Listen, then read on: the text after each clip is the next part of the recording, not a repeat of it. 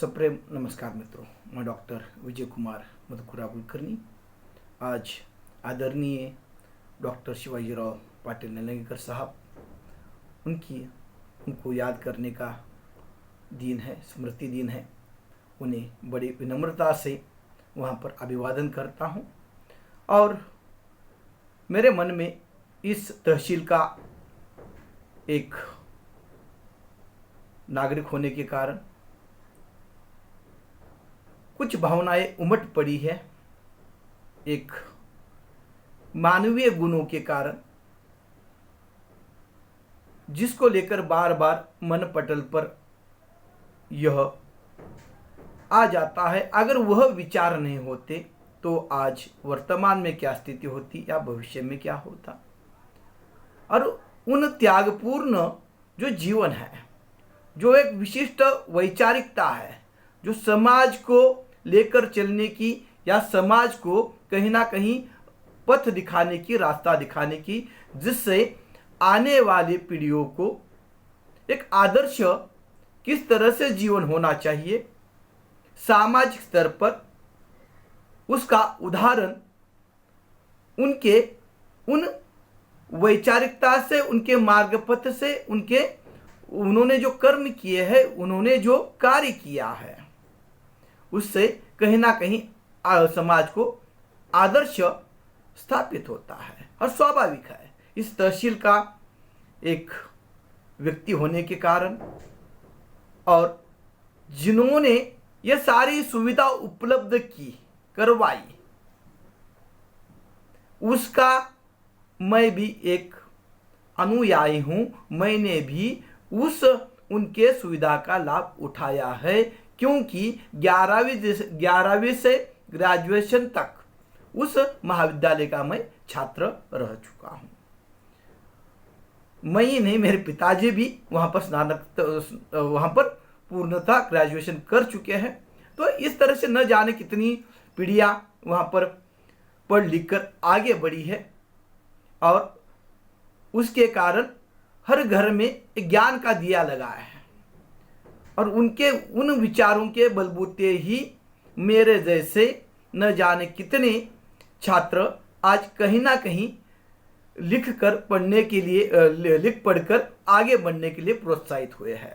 अगर वह सुविधा नहीं होती तब की आर्थिक स्थिति, तब की और जाकर कहीं पर पढ़ने की जो अनेकों समस्याएं, उसके चलते शिक्षा अधूरी छोड़ना या वहाँ पर जाने की जो स्थिति होती है वह पूर्णतः उस स्थिति से वहाँ पर कहीं ना कहीं मुंह मोड़ लेना, इस तरह की अनेक बाधाएं, समस्याएं आ सकती थी और शिक्षा वहाँ पर पूर्ण नहीं हो पाती थी, अपूर्ण रह सकती थी। लेकिन ऐसे में उस सुविधा के कारण कहीं ना कहीं हम पढ़ लिख चुके हैं। इसलिए मानवता के धरातल पर जो सुविधा हमारे सामने है उसको ध्यान में रखते हुए कहीं ना कहीं आज उन्हें विनम्रता से कुछ शब्दों के माध्यम से वहां पर अभिवादन करने का प्रयास कर रहा हूं। जब था अंधेरा चारों ओर, तब जलाई थी रोशनी, ज्ञान पहुंचाने घर घर में। जब था अंधेरा चारों ओर, तब जलाई थी रोशनी, ज्ञान पहुंचाने घर घर में। देखा सपना पल पल, देखा सपना पल पल, दिन रात सुबह सवेरे। देखा सपना पल पल, दिन रात सुबह सवेरे, हो उजागर जनता के सपने, हो उजागर जनता के सपने। हर घर में हो अपनी अपनी रोशनी जगमगाती, हर घर में हो अपनी अपनी रोशनी जगमगाती। करे अंधेरा दूर, हटा दे सदियों का कष्ट, करे अंधेरा दूर, हटा दे सदियों का कष्ट। ऐसा ज्ञान धन देने वाले स्रोत हो निर्माण, ऐसा ज्ञान धन देने वाले स्रोत हो निर्माण, जिससे सदियों का हो कल्याण, जिससे सदियों का हो कल्याण। ये सोच जिनकी थी, यह सोच जिनकी थी, वह इस धरती के सुपुत्र दादाजी थे, डॉक्टर शिवाजीराव पाटिल निलंगेकर साहब। वह इस धरती के सुपुत्र दादाजी थे। नहीं होता स्रोत ज्ञान का, नहीं होता अगर स्रोत ज्ञान का तो प्यासे पपीहे की गत होती। नहीं होता स्रोत ज्ञान का तो प्यासे पपीहे की गत होती। शिक्षा के लिए न जाने क्या हालत होती, शिक्षा के लिए न जाने क्या हालत होती। आज कहना सहज लगता है, आसान लगता है, आज कहना सहज लगता है, लेकिन पानी की कीमत मछली ही जान जाती, लेकिन पानी की कीमत मछली ही जान जाती। आज जब देखता हूं गांव शहरों के ज्ञान मंदिरों में, आज जब देखता हूं गांव शहर में मंदिरों में बच्चे विद्यार्थी छात्र की रौनक, बच्चे विद्यार्थी छात्रों की रौनक, तब दादाजी की वह पैनी दृष्टि याद आती है, तब दादाजी की वह पैनी दृष्टि याद आ जाती है। उनके बदौलत आज मैंने भी कलम पकड़ी है, आज उनके बदौलत मैंने भी कलम पकड़ी है। सुना था बुजुर्गों से तब की बात, सुनी थी बुजुर्गों से तब की बात, जब जाना पड़ता था कई दूर, जब जाना पड़ता था कई दूर ज्ञान पाने को।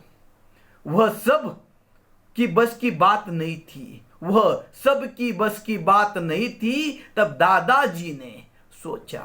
दादाजी ने सोचा, लगाया था वह पौधा शिक्षा का जो दे सके सबको छाव। जब दादाजी ने सोचा, लगाया था वह पौधा शिक्षा का जो दे सके सबको छाव। उसके बलबूते उसी के बलबूते आज कलम पकड़ते आया हूं, उसी के बलबूते आज कलम पकड़ते आया हूं। लगता है मुझे रहूं कर्मरत, लगता है मुझे रहूं कर्मरत, उनके जैसा बस यही सपना बाकी है। लगता है मुझे रहूं कर्मरत, उनके जैसा बस यही सपना बाकी है। चाहे हो अंधेरा कितना भी, चाहे हो अंधेरा कितना भी, रोशनी सा कार्य करना है, रोशनी सा कार्य करना है। मुझे गर्व है मैं इस भूमि के मिट्टी का रज हूँ, मुझे गर्व है मैं इस भूमि के मिट्टी का रज हूँ। स्वर्गीय दादाजी के चरणों में विनम्र अभिवादन करते हुए उनके कार्य को यह टूटी फूटी भाषा में जो अपने भाव है वह समर्पित करता हूँ, और जो कुछ गलतियां हैं मैं वह स्वीकारता हूँ।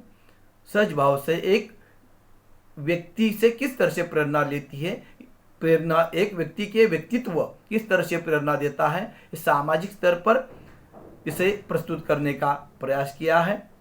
नमस्कार।